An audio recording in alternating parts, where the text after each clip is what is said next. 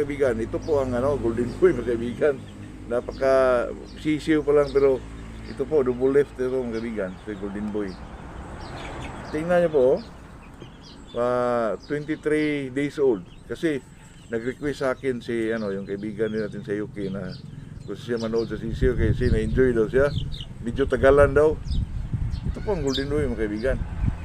Medyo marami-rami ito sa first batch. Ang medyo wala itong pusom, baka sa pangalawa siguro. So yun. Mayroong mga pusom dyan, pero kunti lang mga kaibigan. Sa pangalawa, medyo marami-rami, pangatlo. Ito po ang Golden Boy. Ako, develop na po yung tingnan nyo mga kaibigan, B22 builder mga kaibigan, babalik. Talagang healthy, Ilagay natin dito mga kaibigan para